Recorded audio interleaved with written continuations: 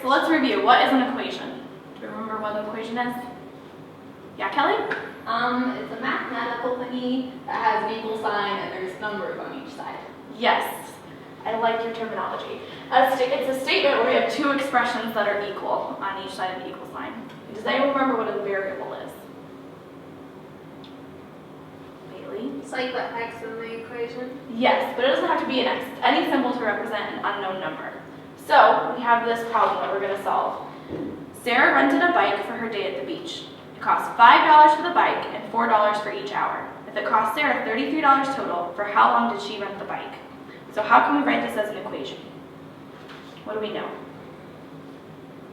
Yeah? It costs $33 total. Yes. So it costs $33 for the day. What else do we know? Yeah? It costs $5 to rent the bike. It does cost $5 to rent the bike. So $5 for the bike. What else do we know? Yes? $4 an hour. Yes. Past that. So it costs $4 per hour. What do we not know? What are we looking for? Yeah? How long she had the bike. How long she had the bike? We don't know how many hours. So we can set that as our variable. So how many hours is going to be our x. So we can put this all into equation by setting this equal to each other. And we'll flip these two, and we'll have 4x, because we don't know how many hours, plus $5 for the bike. Okay, so what do we need to do to solve for the variable? Do we remember the order of operations? Does anyone know what those are? PEMDAS. PEMDAS, that's right, we learned this. So PEMDAS, what does it stand for? P is, For parentheses. yes, P is parentheses, E is, Bailey? Exponents. Yes. M? Multiplication. Yes. D? What's the opposite of multiplication, Justin? Division. Yes. A? Addition. Addition. And S? Subtraction. Subtraction. So we have P, E, M, D, A, S. So you can remember this was please excuse my dear Aunt Sally. But we also have a little chant to remember this. So I'll teach you this and then we'll repeat it together. So P is for parentheses that hold the numbers tight. E is for exponents, gotta multiply them right. M is for multiplication, a number times a number.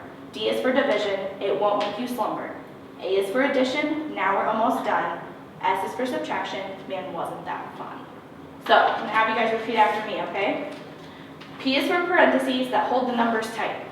D is for parentheses that hold the numbers tight. E is for exponents, gotta multiply them right. E is for exponents, gotta multiply them right. M is for multiplication, a number times a number. M is for multiplication, a number times a number.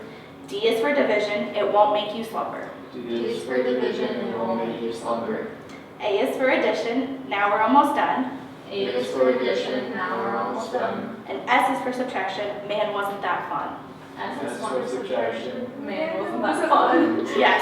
Okay, so we can use that to remember PEMDAS, or please excuse my dear Aunt Sally. So, but since we're trying to get the variable by itself, we're working backwards, because that's what we have to do. So, we know that x, what is happening to x? What happens to x here? You gotta divide. X gets, well, what happens to it here? It's, how do we get 4x? Oh, there's 4 of them. We multiply times 4. Oh, yeah. And then how do we get the 5?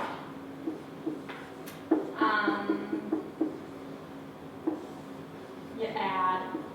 So we add 5. So we know that x gets multiplied by 4 and you get to add 5. So we have to do the reverse of that. So what's the opposite of addition, Justin? Subtraction. Yes. And what's the opposite of multiplication? Division. Division. So we have to do the opposite. So first, we have to do it in opposite order too. So to go back, this is for subtraction. So we have to subtract this 5. So we take 5 from each side. What's 33 minus 5? 28. And we get rid of this. So all we have on this side left is 4x. And the opposite of multiplication was division, we said. So we have to divide by 4. And that'll get rid of that 4, so we have x by itself, and what goes on the other side? 7. 7. So what does that tell us? What were we looking for? She had it for 7 hours. Yes. So she had the bike for 7 hours at the beach. So now you can get out your homework and we'll get started.